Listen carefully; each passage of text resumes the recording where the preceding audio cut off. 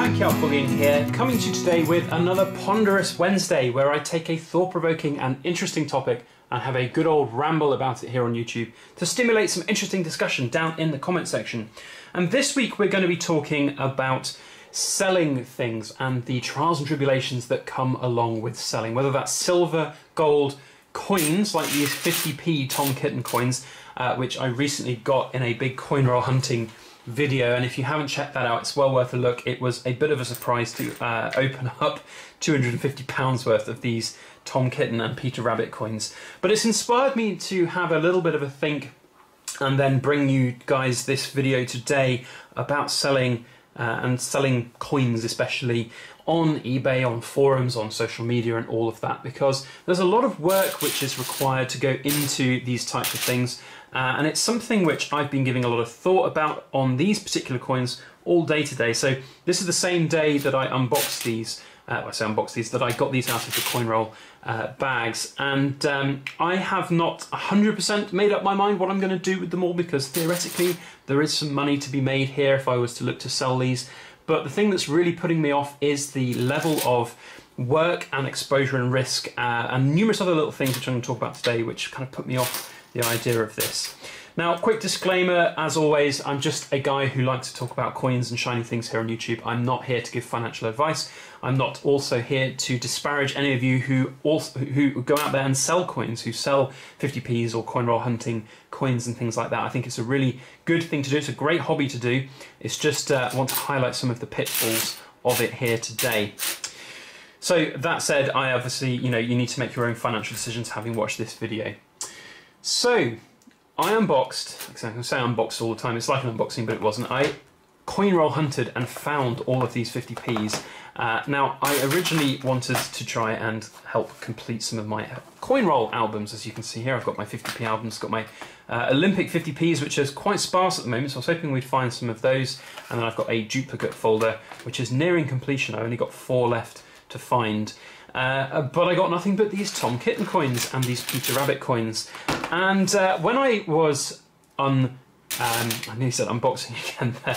When I was unrolling these coins, so to speak, when I was taking them out of the bags, I was thinking to myself, gosh, what on earth am I going to do with all of these Tom Kittens? But also simultaneously, I was thinking, I've hit the jackpot here because I can sell all of these and make a little bit of money. So after I'd filmed the coin roll hunt, I jumped onto eBay and I had a quick look, which is, by the way, probably the best place to start looking for kind of price comparisons, price kind of ideas of what these type of things will go for. It's a very good indicator of just general marketplace sort of economics for coins, and sort of certainly in the UK for silver as well. It's what Joe Public will pay for things, basically. It's not necessarily what savvy collectors will pay for things, but it's certainly what Joe Public will look to pay for things.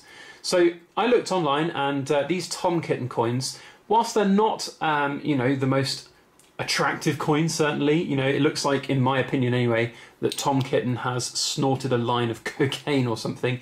It looks even worse, in my opinion, in this kind of raw form rather than the coloured form. I do have the coloured version, the proof version of this, but yeah, they're not the most attractive coins. They're also not the most rare coins out there, so having had a look around, there is a little bit of profit to be made. Some of the individual coins were being sold for, well, people are paying £1.20, £1.30, even £1.50 per individual coin on eBay, which of course is a little bit funny when you think about it. It's a 50p coin at the end of the day.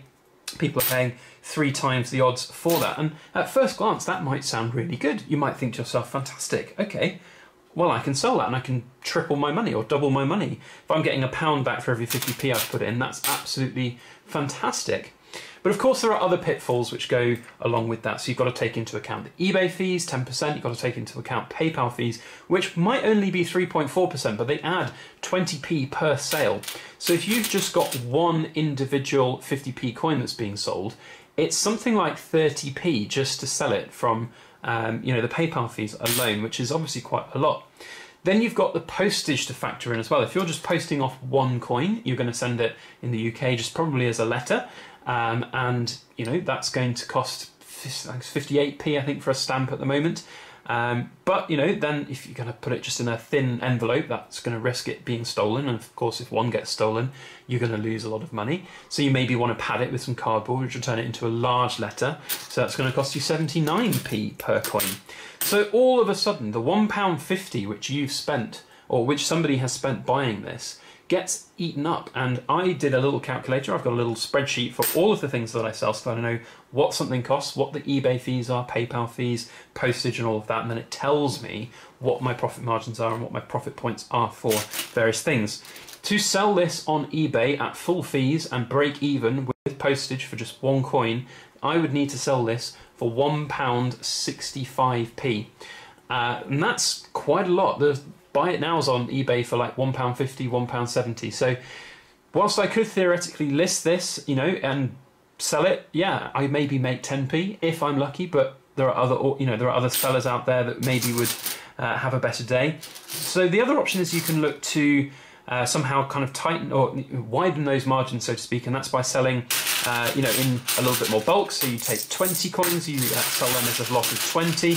Maybe that'll do a bit better. You'll certainly cut down the individual price per coin in terms of postage. So instead of paying 79p per coin, you end up paying, you know, 20p per coin. It really does make a difference, or even less, depending on how many you're selling. So that's one way to do it.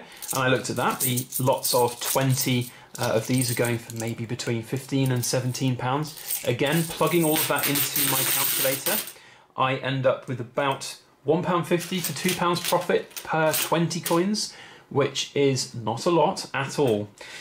So that's the crux of it. Whilst there is money to be made here, there's not a great deal of money to be made, and I don't want to spend a lot of time and energy and effort packaging up individual coins for postage. So out here on the table, there's £249 worth of 50p coins, because there were 250 in the big bag. I put 2 of them into my coin folders so that they could be kept.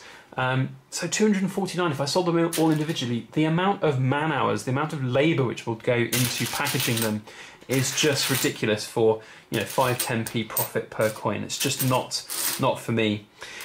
Likewise, if I'm going to be sending in lots of 20, there's still quite a lot of coins here. You know, there's, what, let's do the maths, 249 times 2, there's 498 coins here on the table. So in terms of lots of 20, that's going to be quite a lot, and it's just going to be very difficult to actually you know, handle it all and package it all. And of course, packaging 20 coins, you've got to then make sure they don't jingle jangle in whatever package you're putting them in. So whether you individually wrap them or sellotape them to a piece of card, it takes time, and time is money, and it takes a lot of energy and effort and organisation, of course, record keeping, making sure that the right person gets the right quantity or the right type if you've got multiple types. It's all work, and it's all a lot of hard work as well.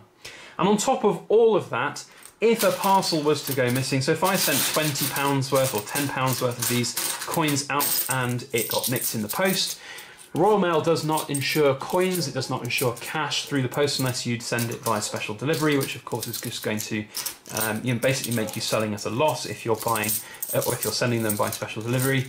So one bag goes missing and you're out 10 quid, you know, that's going to destroy any profit margins that you would have been making on all of the other things. So for me, it's one of those mixed emotions, really. When I opened all of these bags and I saw all of these 50p coins, I had 2 things going on in my mind. The first was, I've hit the jackpot here, this is really great, I'm so excited, I'm going to try and sell all of these on eBay and make a bit of money.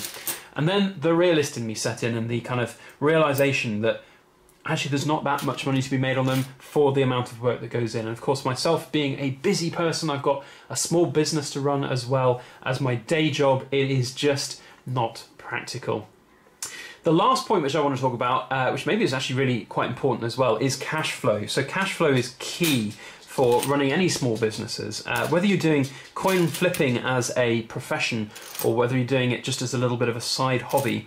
You know, it's £249 on the table here, which is quite a lot of money. Certainly this is just one bag. You know, if you're doing this as a kind of commercial entity, there are people out there who do that. They'll buy thousands of pounds worth of coins in one go. They'll hunt through them and find the valuable ones like the Kew Gardens, like the Olympic coins or the various other different coins in this folder here, and sell them. But if you get the jackpot motherlode, like the bag like this, you can't just go put these all back in the bank if you're going to sell them all. So that's money that you can't go and use to get more stock for your business. And that's what I'm thinking about here. You know, my backyard bullion hand-pulled silver business, everything that I get from that business gets reinvested into the business. I don't think I've actually made technically any money on it. I've just increased the amount of silver that I have that I can melt to sell. You know, it is just about reinvesting everything that comes into it to keep creating things, to keep that hobby going, and to run it as a business in some sense as well. You know, ultimately one day it will be in the plus, and that's the goal. You know, I've got together a business plan for the sort of 5-year point. Hopefully by then we'll see returns coming into the bank account in that regard. But for right now, it's just about reinvesting everything. So having 250 quid's worth, by the way, quid, 250 pounds worth, that's what we call pounds over here, quids in the UK. Having that much money locked up in 50p coins is just not practical for me. So these, whilst I haven't 100% decided how many I'm going to keep, the majority of these are going to go heading off to the bank after I finish filming this, be put in that coin roll or coin star machine and just put straight back into the bank account. The ironic thing of all of this though is that they're probably going to be withdrawn in the form of another 50p bag, because it was great to do this as a coin roll hunt and find all of these coins coming out, but it wasn't the most exciting of coin roll hunting videos. And of course the inner collector in me really wants to get these coin albums finished. I want to find more of my Olympic 50p coins, and I want to get the Kew Gardens coin, so the more bags of 50p's I can open, the better. So that's what I'm thinking. I don't want to have all of this money locked up so that I can't use it. I would love to know your thoughts and opinions though. What would you have done in my situation? Would you have sold all of these on eBay, on forums or whatever? Would you have taken the time and energy needed to do that? Would you have done what I'm planning to do, just taking it straight back to the bank, put it in and be done with it? I don't know.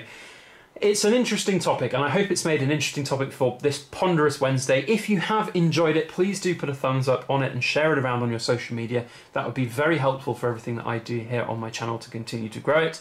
And if you would like to see other Ponderous style videos, then I have a playlist down below with a whole bunch of different interesting topics that I ramble on about. And if you want to see future videos, hit the subscribe button, hit the notification bell if you want to get those notifications. Otherwise, that is all I have to say. Thank you so much for watching. I hope you all have a fantastic week ahead. And please make sure you like, share, comment and subscribe for more.